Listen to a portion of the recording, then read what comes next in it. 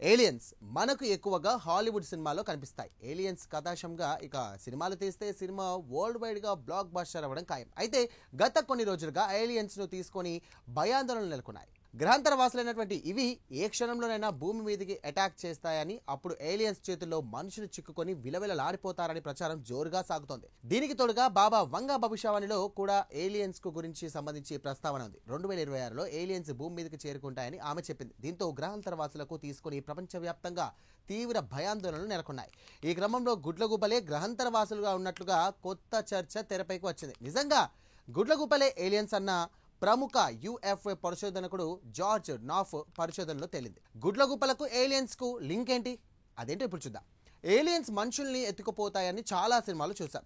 ఇక దీన్నే ఏలియన్స్ అబాక్షన్ అంటారు. ఇప్పుడు ఏలియన్స్ అబాక్షన్ కి గుడ్లగుప్పలకు లింక్ పెడుతున్నారు కొందరు. దీనికి కారణం ప్రముఖ యుఎఫ్ఓ పరిశోధకుడు జార్జ్ నాఫ్ ఆయన ఫేస్బుక్ లో ఒక వీడియో అప్లోడ్ చేశాడు.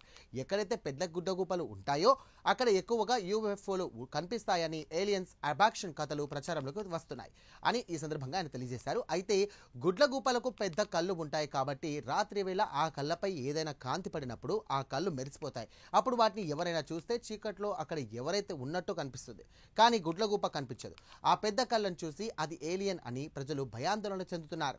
ముఖ్యంగా అమెరికాలోని ఏలియన్స్ ఉంటారని భావించి ఏరియాలో 51లో చాలా మంది కూడా గుడ్లగూపల్ని చూసి ఏలియన్స్ అని కూడా పొరబడుతున్నారని విచారణలో పరిశోధకులు తేల్చారు. ఇక ఇదిలా ఉంటే గుడ్లగూపలు చీకట్లో వింత శబ్దాలు చేస్తాయి.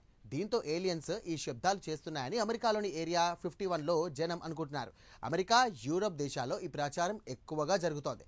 ఇక చీకట్లో వింత అరుపులు విన్నవారు చాలా భయపడుతున్నారు. తమను ఎత్తుకెళ్లేందుకు ఏలియన్స్ వచ్చారని ప్రచారం చేస్తుండటంతో ఇదో బిగ్ మిస్టరీగా మారిపోతోంది. అయితే విదేశాల్లో ఇళ్ల మధ్య దూరం ఎక్కువగా ఉంటుంది. ఆ దేశాల్లో జనాభా తక్కువ, అడవులు ఎక్కువ. అయితే చాలా మంది అడవులకు దగ్గరలోనే ఇల్లు కొనుక్కుంటూ ఉంటారు, ఇల్లు కట్టుకుంటూ ఉంటారు కూడా. దీంతో రాత్రిలో అడవి వైపు చూసినప్పుడు కనిపిస్తున్నటువంటి గుడ్లగూపల్ని చూసి అడవిలోకి ఏలియన్స్ వచ్చాయని భావిస్తున్నారు ప్రజలు. ఫోన్లలో ఈ దృశ్యాలను రికార్డ్ చేసి గుడ్లగూప కళ్ళు మాత్రమే పెద్దగా మెరుస్తూ కనిపించడంతో అవి ఏలియన్స్ కళ్ళు అని చెప్పేసి భయపడుతున్నారు. అయితే గుడ్లగూపలే ఏలియన్స్ అని భ్రమపడుతూ తీవ్ర భయాందోళనకు గురవుతున్నటువంటి నేపథ్యంలో ఈ ప్రచారానికి బ్రేక్ వేయాల్సిన అవసరం చాలా ఉందని నిపుణులు భావిస్తున్నారు.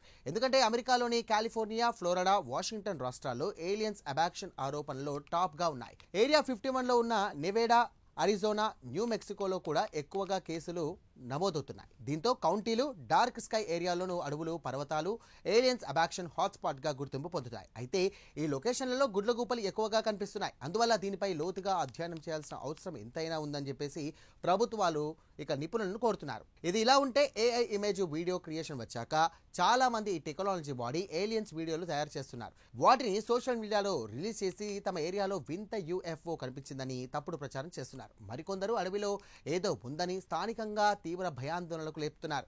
దీంతో యుఎఫ్ఓ కేసులు ఎక్కువైపోతున్నాయి. యుఎఫ్ఓ విషయంలో అమెరికా లాంటి ప్రభుత్వాలపైన విపరీతమైనటువంటి ఒత్తిడి ఉంటుంది. ట్రంప్ ప్రభుత్వం కావాలనే ఏలియన్స్ రహస్యాన్ని రిలీజ్ చేయట్లేదని, సీక్రెట్ గా ఉంచుతోందని కొందరు అంటున్నారు. ఇక ప్రభుత్వానికి ఏలియన్స్ కి మధ్య సంబంధాలు ఉన్నాయని, ఏరియా 51లో పరిశోధనలు జరుగుతున్నాయనే ఆరోపణలు చాలా ఉన్నాయి. వీటిలో దేనికి ఏ ఒక్క ఆధారం కూడా లభించట్లేదు. అయితే ఇదంతా కూడా గుడ్లగూపల వల్లనని ప్రాథమికంగా నిపుణులు అంచనా వేస్తున్నారు. ఇక మొత్తానికి ఇలా ఏలియన్స్ కు గుడ్లగూపలకు మధ్య లింక్ ఏర్పడింది.